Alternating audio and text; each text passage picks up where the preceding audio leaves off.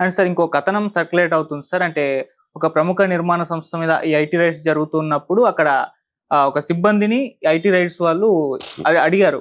ఒక cell phone ఇవ్వండి మీ దగ్గర ఉంది కదా అంటే అక్కడ ఇవ్వడానికి ఆయన ఇవ్వలేదు. అందుకని చెప్పేసి ఇన్కమ్ ట్యాక్స్ వాళ్ళు అతను చెంప చెల్లుమంటూ ఇచ్చారన్న కూడా వార్త కూడా వైరల్ అవుతుంది. ఇలా జరుగుతుంటాయి సార్. వాయిస్తారు వాళ్ళు. They got that authority. నువ్వు ఇన్కమ్ ట్యాక్స్ రైడ్కి వచ్చారు, లోపలికి వచ్చారంటే లోపల ఉన్న వాళ్ళు ఎవరైనా దే హ్యావ్ టు సరెండర్.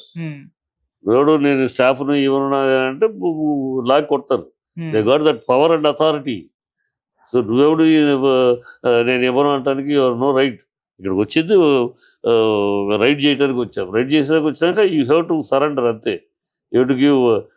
నీ దగ్గర ఉన్నాయి ఏంటి అడిగితే ఏమన్నా పేపర్, చిన్న పేపర్ ఉన్నా ఇచ్చేసేయాలి, ఇవ్వాలి.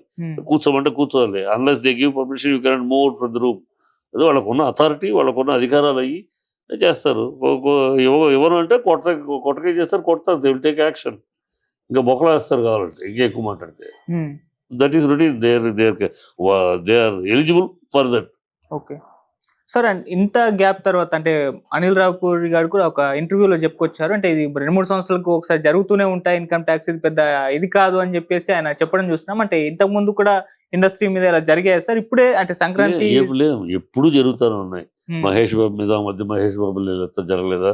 తమిళనాడు విజయ్ సూర్య ఇలా దాడు ఎప్పుడు జరుగుతూనే ఉంటాయమ్మా.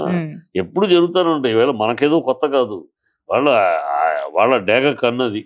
వాళ్ళు అన్ని దేశం మొత్తం మీద అబ్జర్వ్ చేస్తూ ఉంటారు. ఎక్కడ ఏమిటి ఎక్కడ. ఇవాళ మన కోట్ల మీదకి వెళ్ళింది ఇండస్ట్రీ. గతంలో ఇంత ఫోకస్ కాలేదని లక్షల మీద మన ఇండస్ట్రీ. 10 ఏళ్ల క్రితం ఏముందమ్మా? లక్షల మీదే కదా, కోట్ల మీద లేదు కదా. ఇప్పుడు మొదలెడితే 100 కోట్లు, 500 కోట్లు, 600 కోట్లు అనే రోజు ఇవాళ కనుక ఇది ఎక్కువ ఫోకస్ అవుతుంది. కోట్లు అని. ఆ రోజు లక్షలు కనుక పెద్దగా ఫోకస్లో గమ్ముకుని అయిపోయింది. అందులో మన మార్కెట్ కూడా ఇప్పుడు ఓన్లీ ఇవాళ మార్కెట్ నేషన్ మొత్తం. ఇప్పుడు ఒక తెలుగు ప్రొడ్యూసర్ పట్టుకోవాలంటే అతను బిజినెస్ ఆల్ ఓవర్ ఇండియాలో ఏమేం చేశాడు పట్టుకోవాలి. అంత ఇన్ఫర్మేషన్ కావాలి కదా. నువ్వు తమిళ డబ్బింగ్కి ఎంత కమ్మావు, దాంట్లో నీకేం వచ్చింది, లేదు షేర్గా ఉంచుకున్నావా, నువ్వే రిలీజ్ చేసావు, రకరకాలు ఉంటాయి. అన్ని లాంగ్వేజ్ చేస్తున్నప్పుడు అది వాళ్ళు అన్ని ఎంక్వైరీలు చేస్తారు. అది ఇవాళ కొత్త కాదు, పాత కాదు. కాకపోతే వాళ్ళ అమౌంట్ పెద్దది అంతే. ఆ రోజులకి ఈ రోజులకి మనమే పెంచుకున్నాం. కాకపోతే ఇక్కడ ఒక దౌర్భాగ్యం ఏంటంటే నార్మల్గా ఇన్కమ్ ట్యాక్స్ డిపార్ట్మెంట్ వాళ్ళు మొత్తం ఎంక్వైరీ చేసి వీడు ఏం చేస్తున్నాడు, వీడు ట్రాన్సాక్షన్ ఏంటి, ఎవరితో ఎక్కడ ఏ విషయం ఎవరితో అమ్మాడు, ఎవరితో కొన్నాడు, ఇవన్నీ వాళ్ళ ఎంక్వైరీ డిపార్ట్మెంటల్ ఎంక్వైరీలో విషయాలు తెలుసుకుని తద్వారా ఆ తర్వాత వాళ్ళు అటాక్ వస్తారు.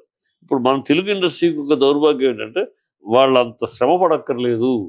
మీరు అంతగా శ్రమ పడక్కర్లేదు సార్. మేము ఎంత కమ్మాము, ఎంత తిన్నాము, ఎంత వస్తుందని మేమే చెప్తాము. మాకు ఎన్ని కోట్లు చేసేసాం అని చేసాం. మా మెహర్బానీ కోసం, మా గొడవ, మా హడావిడి కోసం మేము చెప్పుకుంటాం. మీరు అవి పుచ్చుకుని రండి మా దగ్గరికి, మనమే ఇన్వైట్ చేయటం అండి. రండి బాబు రండి, మా మీదకి రండి అని. అది అలా తయారైంది. ఎప్పుడు 300 కోట్లు తీసుకున్నా అని హీరో ఎవరికి కావాలి? అది నువ్వు ఇచ్చేవాడివి, పుచ్చుకునేవాడు ఇద్దరు కదా. మీ ఇద్దరు బయట చెప్తారు తప్పితే ఎవరికి తెలియదు కదా. అది ఎందుకు బయటకు వచ్చింది? 300 కోట్లు వాడు అడగరా? 300 కోట్లకి ట్యాక్స్ కట్టేవాని అడగరా? నువ్వు 300 కోట్లు ఇచ్చావే, నీ 300 కోట్లు ఇచ్చింది అక్కడ లెక్కలో చూపించావని అడగరా? మనం నోటి దోల ఎందుకు చెప్పుకోవాలి? నువ్వు ఇచ్చేవాడు పుచ్చుకున్నాడు అంతే. మీ ఇద్దరి మధ్య మూడో మనిషికి తేలాల్సిన అవసరం వచ్చింది. ఎందుకు తెలియజెప్పారు మీరు? అది హంగామా కోసం, మేము ఇంత మా పొడుగు ఇంత అని. అందుకనే దొరుకుతున్నారు. ఓకే. అంటే సార్ హీరోల ఈ ట్రాన్సాక్షన్స్ ఏ విధంగా ఉంటాయి సార్? అంటే బ్లాక్ లో తీసుకుంటారా, వైట్ లో తీసుకుంటారా? ఒక చర్చ జరుగుతుంది. అంటే వెంకటేష్ గారు నేను వైట్ లోనే తీసుకుంటాను అని, మిగతా హీరోల సంగతి నాకు తెలియదు అని చెప్పేసి ఒక స్టేట్మెంట్ ఇచ్చారు. ఏ విధంగా ఉన్నాయి సార్? దాదాపు ఇవాళ తెలుగు ఇండస్ట్రీ కదమ్మా, తమిళ ఇండస్ట్రీ, ఏ ఇండస్ట్రీ దాదాపు హీరోలు ఈ కోట్లకు పెరిగిన లక్షల్లో ఉన్నప్పుడు వేరు.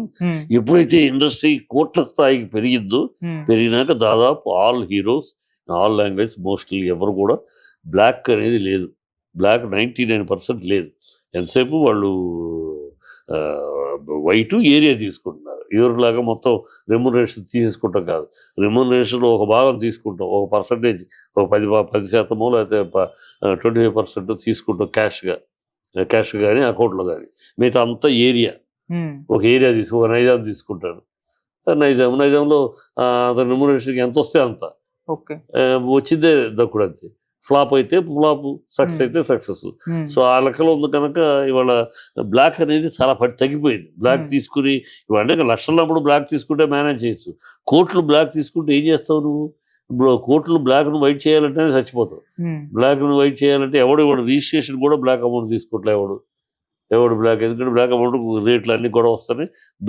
ఇల్లు కొనాలంటే కూడా రిజిస్ట్రేషన్ కూడా మ్యాక్సిమం 80 ఏదో 20% తప్పితే మీదంతా ఆ 20% కూడా ఇది వైటే. అది కూడా వాడి పేరు మీద దాని ఎక్స్పెన్స్ అనో దీని ఎక్స్పెన్స్ కింద ఇవ్వటం, మెయింటెనెన్స్ కనో లేదా దానికి వాల్ కట్టి ఇవ్వాలని, ఆ వాల్ కోసం 20 lakhs ఆల్రెడీ కట్టున్న వాళ్ళు కట్టాలని. సో ఇలాంటి చిన్న చిన్న మేనేజ్మెంట్స్ తప్పితే అసలు టోటల్గా బ్లాక్ తీసుకునే పరిస్థితి పోయింది. వైటే తీసుకుంటున్నారు చాలామంది, అక్కడక్కడ అడపదడప ఏరియా తీసుకుంటున్నారు. ఏదైనా అడపదడప చిల్లర నొక్కుడు తప్పితే బ్లాక్ అనే రూపంలో పెద్దగా లేదు. ఓకే సార్, ఇప్పుడు ఇన్కమ్ ట్యాక్స్ వాళ్ళు అంటే రైడ్ అయిపోయిన తర్వాత ప్రెస్ మీట్ పెట్టి అంటే వాళ్ళకి దొరికిన సమాచారం గురించి ఏమన్నా చెప్తారు? 100 రూపాయలు చెప్తారు. వాళ్ళు మొత్తం అయిపోయినాక ప్రెస్ మీట్ పెట్టి ఎవరి దగ్గర ఏం దొరికింది, ఎవరికి ఏం నోటీసులు ఇచ్చాం అన్నీ చెప్తారు. ఓకే, దాంట్లో సీక్రెట్ శుభ్రంగా చెప్పేస్తారు. ఓకే సార్, అంటే సినిమా ఇండస్ట్రీ విషయానికి వచ్చేసారి అసలు లాస్ట్ ఇయర్ మనం చూసాం ఎన్నో వివాదాలు ఇండస్ట్రీని అంటే ఎప్పుడు లేనంతగా వెంటడం మనం చూసాం.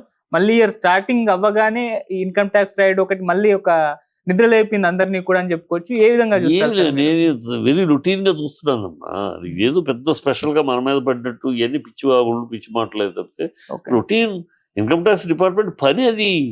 There job, they are for that job.